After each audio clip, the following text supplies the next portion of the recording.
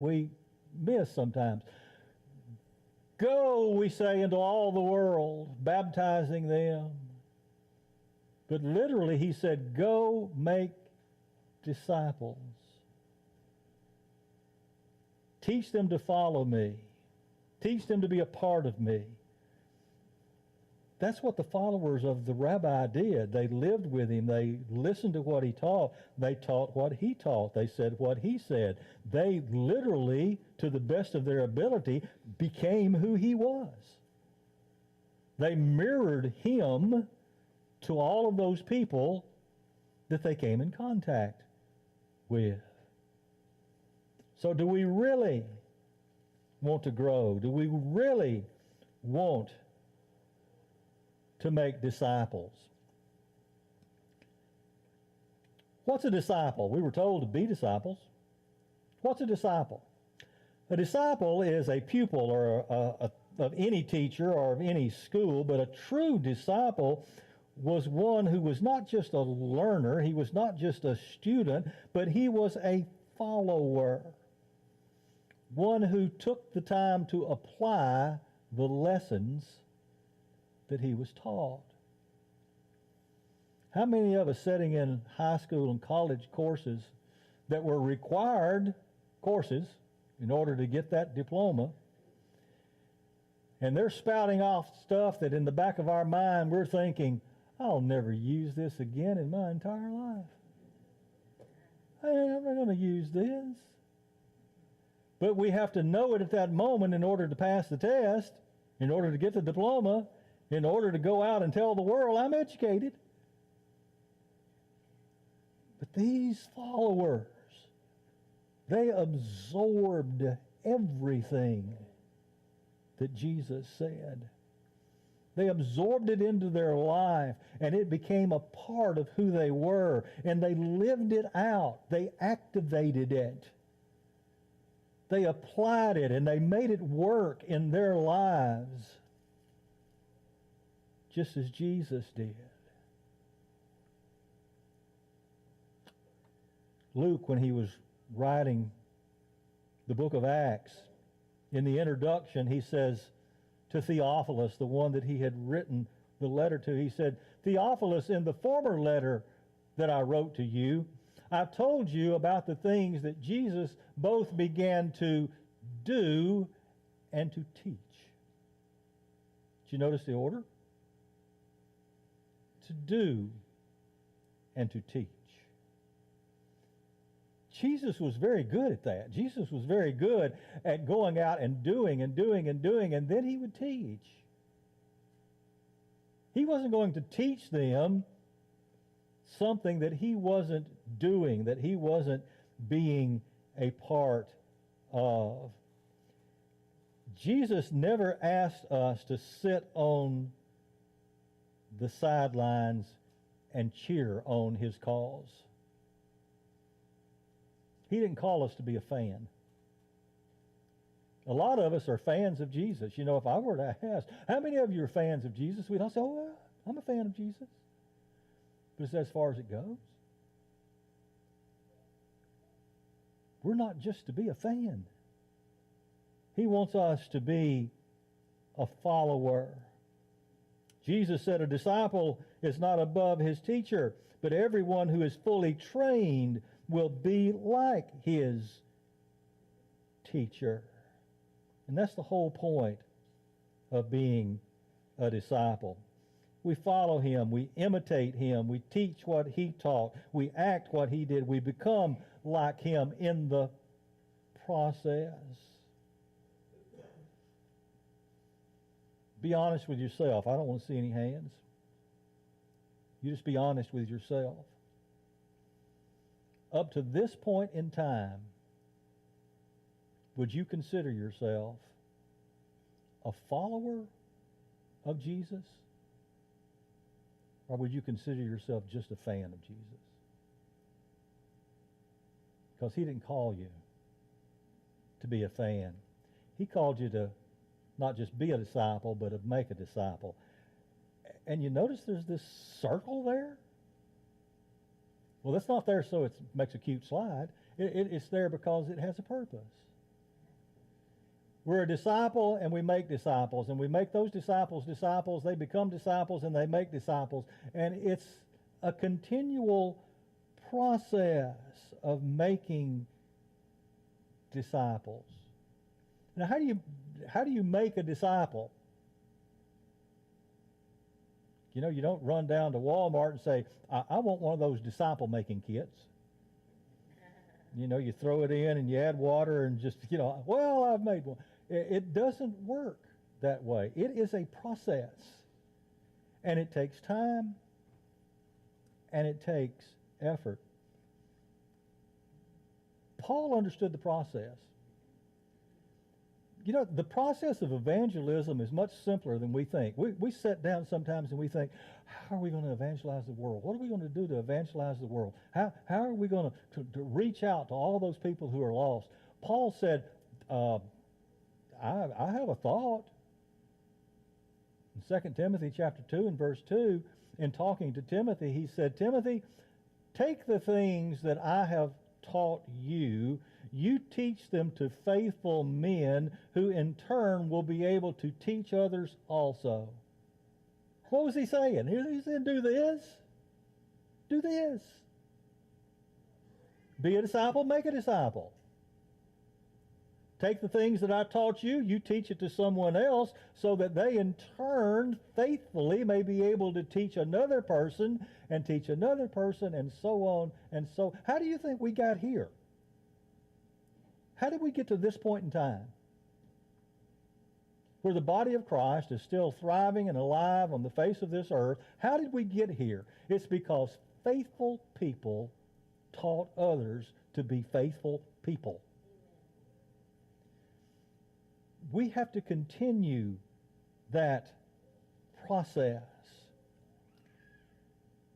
But you have to count the cost. We invest in those things that we love, don't we? You know, a lot of people have hobbies. And, there are people that have hobbies like, if you golf or if you fish or there are people that have those kinds of hobbies, and I look at the amount of money that they spend on those hobbies and I go, that's a lot of money. I'll just watch it on TV. We invest in what we love. We invest in what we believe in. Do we not? So we need to count the cost. Up front, we need to consider what it's going to cost me to be a follower of Christ. Jesus said if we desire to come to him and be a disciple, we have to be willing not to put anything or anyone in front of him. That's in Luke chapter 14. He tells us there, count the cost, and then he gives the example. What person has decided, I'm going to build this tower, and he doesn't count the cost, and he runs out of money halfway through? Or what king says, I think I'm going to go against that king over there, and he doesn't count the cost of how many men he has versus how many men they have. He said, in physical things of this world, we have sometimes much more sense than we do in spiritual matters. And a lot of times we need to take some of that physical common sense and apply it to spiritual matters. We need to count the cost of what it means to be a disciple, what it means to be a follower of Jesus. Luke 14:33, he says, any one of you who does not renounce all that he has cannot be my disciple. We think, well, that's a little harsh. I like my car, I like my house, I like to eat. I'm not going to renounce those things. Well, you miss the point. What Jesus was saying was very simply this. You have to learn to not let your possessions possess you emotionally. Don't tie yourself emotionally to your possessions. They're things. Things. We need to be much deeper than that. Before we set out to teach other people to be disciples or followers of Jesus, we need to examine our heart and make sure that we are. So what's the heart of a disciple maker? What's the heart of a disciple maker? If you turn to Hebrews chapter 11, where there's the roll call of the faithful, the Hero Hall of Fame or whatever, the Pharisees would be the very top ones on the list if all God wanted was an outward appearance of doing religious things. Because, boy, they could do it. They could put on a show. And that's the reason that Jesus called them out so much. You realize he called out the Pharisees more than he called out anybody else? He called out religious people more than he called out sinners in a lot of cases because of the way they acted. He told people, he said, the scribes and the Pharisees, these things that they tell you, the things that they're telling you to do, well, you need to pay attention to them because they're telling you what the law says. Just don't act like they do. Just don't do the things they do because they say and do not. An important theme that runs throughout the Bible deals with the heart of the matter. In 1 Samuel 16, Samuel is going to anoint the new king, and of course he goes to Jesse and he's looking at all of Jesse's sons and he sees the oldest one. He says, surely this is the Lord's anointed. And God says, and he works his way down through all the brothers, and God keeps saying, no. Samuel says, do you have any more sons? I said, yeah, little snotty-nosed kid David. He's, out watching the sheep. Just go get him. So they bring him in. God says, that's him.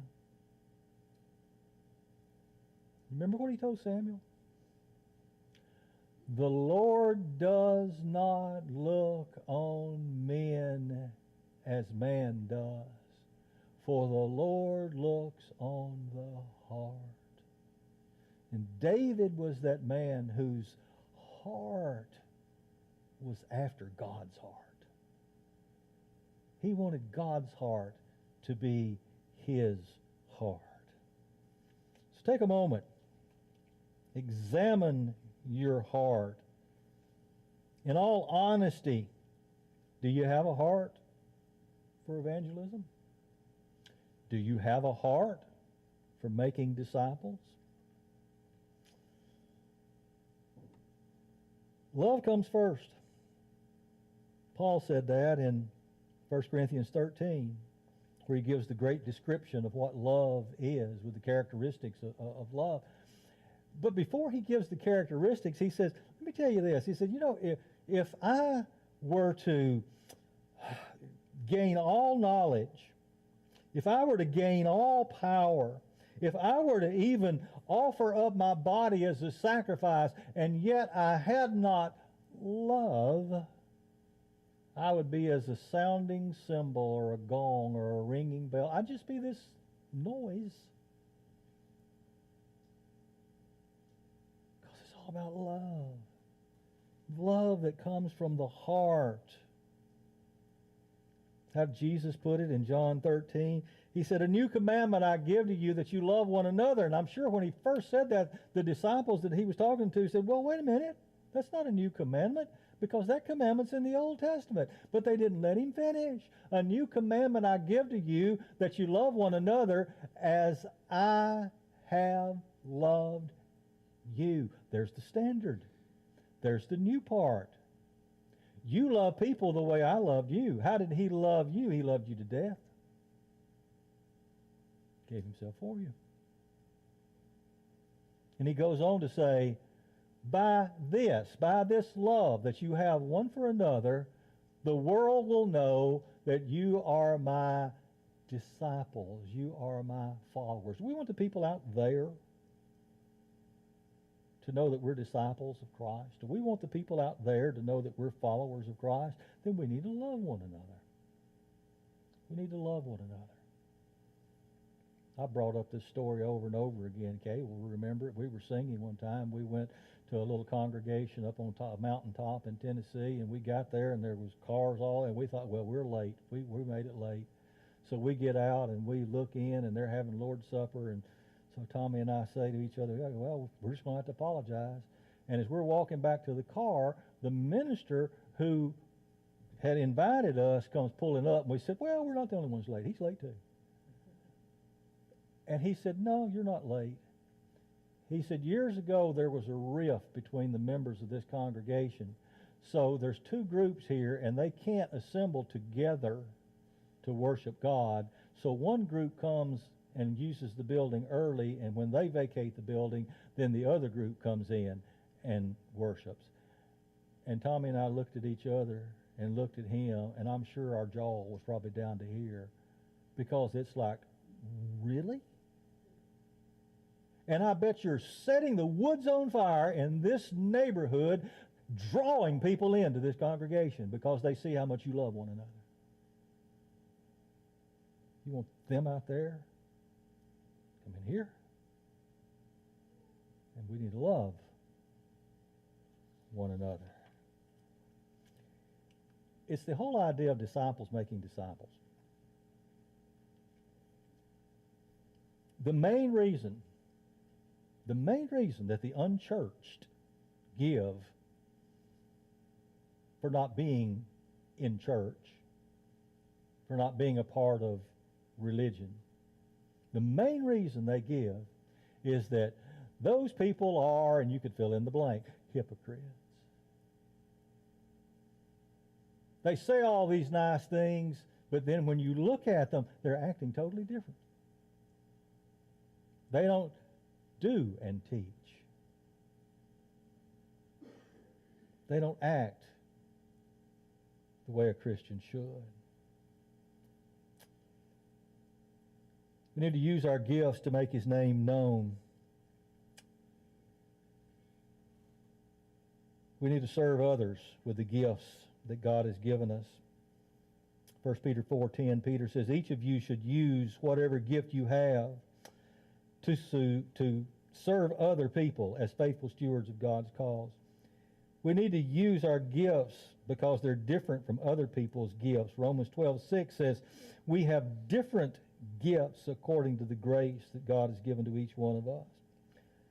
God has prepared a way for us to use the gifts. We just have to walk in it. Ephesians 2:10, for we are God's workmanship, created unto good works. We're very, very good at quoting Ephesians 2:8.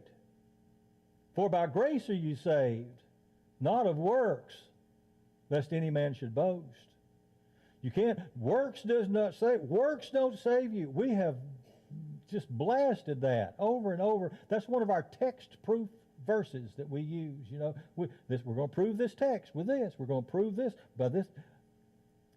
We stop reading too soon.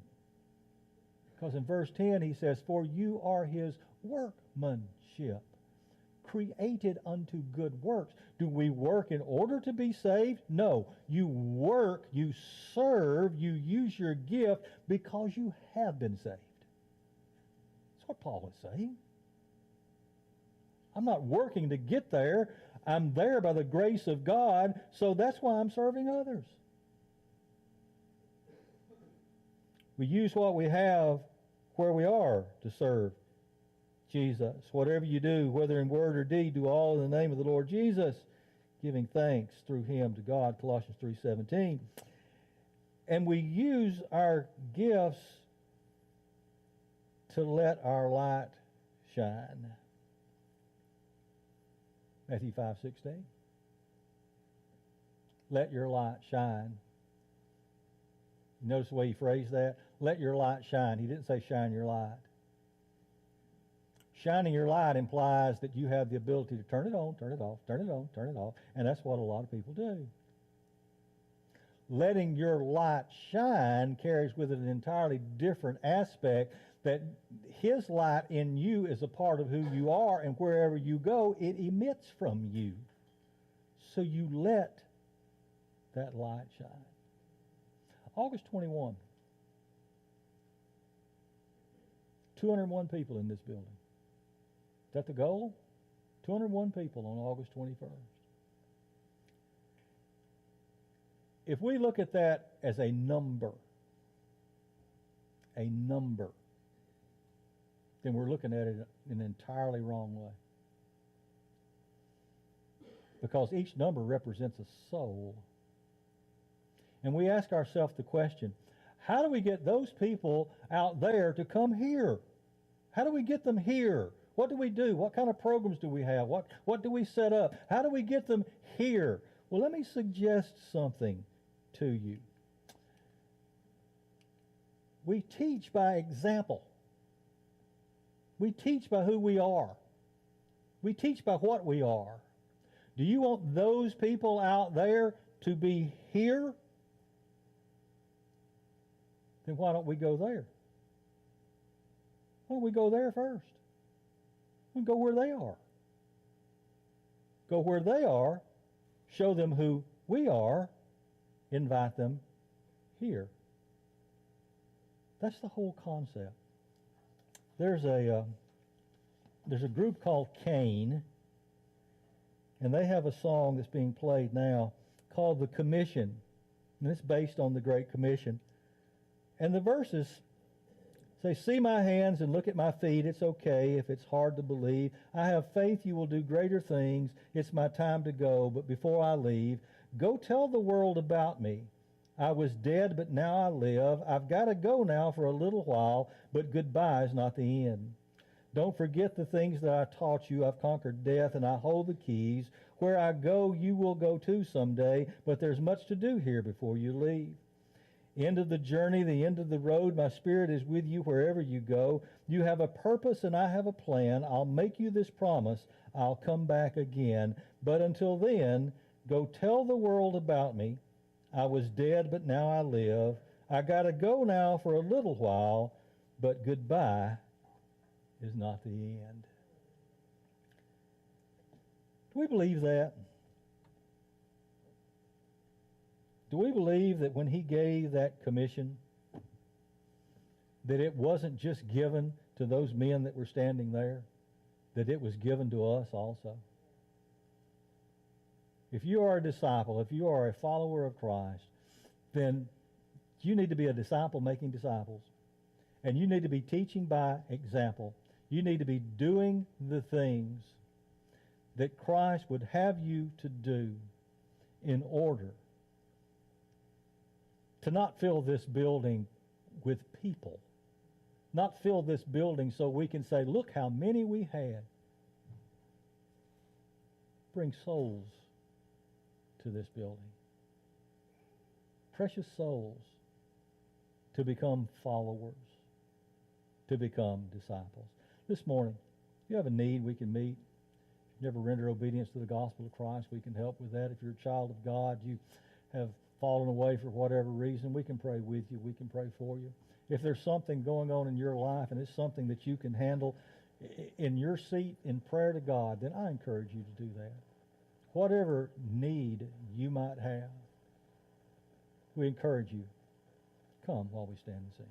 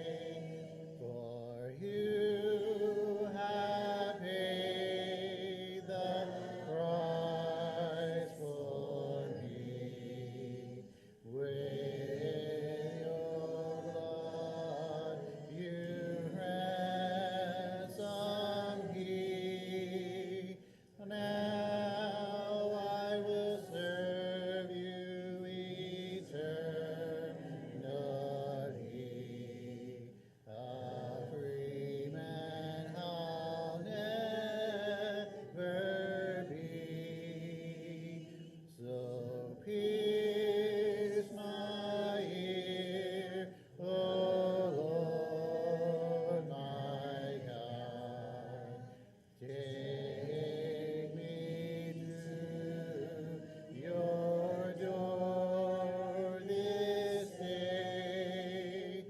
I will serve no other God. Lord, I'm here to stay. Be seated, please.